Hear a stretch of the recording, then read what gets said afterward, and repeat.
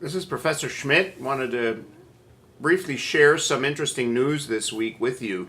The Food and Drug Administration has just released information about a genetically modified salmon that is being considered by the U.S. Food and Drug Administration for approval.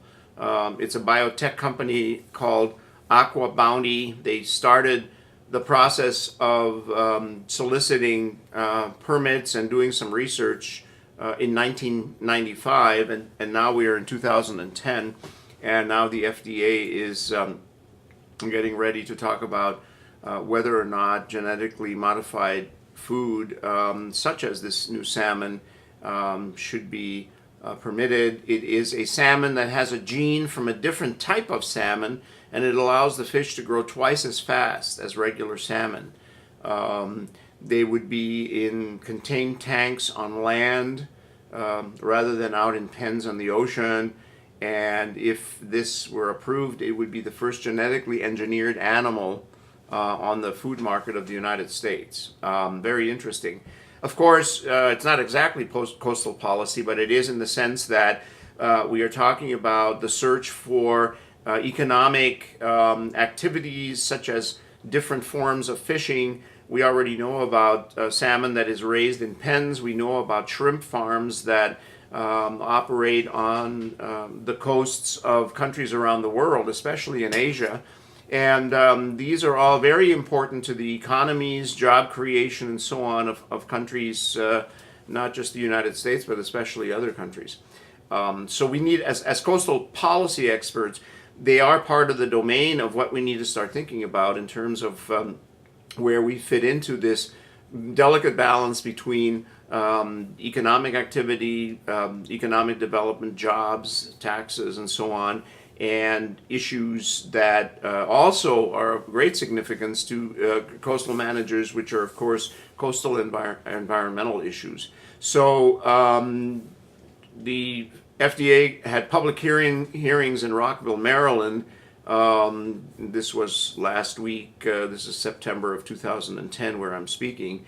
And the hearings were about how to label the salmon so the public can send in comments, and through November, and there is a discussion about how to basically label the salmon. Some concern about basically labeling it as, at the extreme, genetically modified organism, GMO salmon. In Europe, they call these kinds of things frankenfoods, from Frankenstein, the artificial sort of monster that was created in the literature, or whether it should be called something else. This is, by the way, a much more important and huge discussion, because if we move in the direction of saying, yes, human beings are allowed to, can, and maybe even should manipulate the genetic code, in this case of animals, can we use it, for example, to help modify wild fish populations that are strained by overfishing or disease and that are in fact moving towards extinction? We know, for example, that the bluefish tuna is heavily hunted, and that there may be, in fact, a possibility that it will go into extinction, which is a very surprising thing. Can we develop a way for bluefish tuna to reproduce and grow to substantial sizes 10 times faster than they do now, so that with human participation, we can essentially help species along where human beings are undermining the sustainability of these. And that is something that I think is sobering. It's a sobering thought for us. If we could save endangered species through genetically modifying them, that would be very important. So as coastal zone experts, students, managers, etc., we do need to think about these kinds of things. A larger part of this discussion for myself and Paul Schmidt and of course you and other students is we will be looking in the Water World Revisited short course, the 4-week course that deals with kind of futuristic scenarios of coastal zones, oceans, and the near coastal areas. We need to deal with geoengineering. Geoengineering is the question of whether we are now at such a critical point in time that we need to engineer the climate of Earth with human intervention in order to avoid dangerous climate change. The assumption is that we have already, without actually meaning to, geoengineered the Earth's climate with our own behavior, and that therefore it may be necessary for us to intervene directly in some dramatic ways in trying to reverse global warming and climate change. There's a conference of world experts that started or was held here in September at Arizona State University by Slate Magazine, ASU, and the New American Foundation. And the event was called Geoengineering, the Horrifying Idea Whose Time Has Come, with a question mark. And it's very interesting because there is a lot of discussion about how we can manage solar radiation and how to do that. And there are all kinds of incredibly interesting and some very sort of dramatic suggestions that have been made to alter climate. Obviously, that would have a huge impact on coastal areas because of rising sea levels and global warming and so on.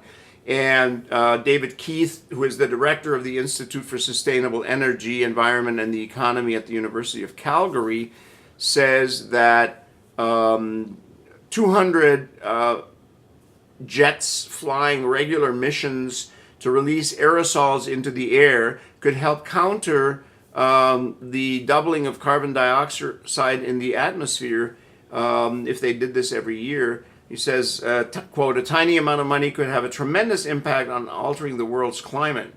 And the question is, do we want to do that? How do we do that? Should human beings intervene in the environment in fairly heavy footprint ways? Most of us are sort of alarmed by that. You know, it's kind of a scary idea. But I remind you that, for example, the problems of wetland destruction in places like the Gulf of Mexico, Louisiana in particular, you know, the incredible decline in wetlands and the alarming reduction in ecosystems for the largest seafood area in the United States, millions of jobs, and an enormous amount of environmental impact. The wetlands are disappearing because human beings dug all kinds of canals for the oil industry and the gas industry, and therefore we have undermined the viability of the marshes. So the discussion this week on Louisiana that I saw was, should we have a major and heavily financed initiative to restore the marshlands along the Gulf of Mexico? And guess what? That's geoengineering. We're going to go in and reverse the negative effects of human engineering of the Gulf that have caused all these problems. So the question is, why shouldn't we go in and re-engineer with a big footprint and a lot of money and put things back the way they were? Just thought I'd share that with you as kind of food for thought. So I hope you have a good discussion on this, and we will certainly go into that in greater depth in the international class and also in the course on Water World Revisited and the future. Thanks. See you on the web.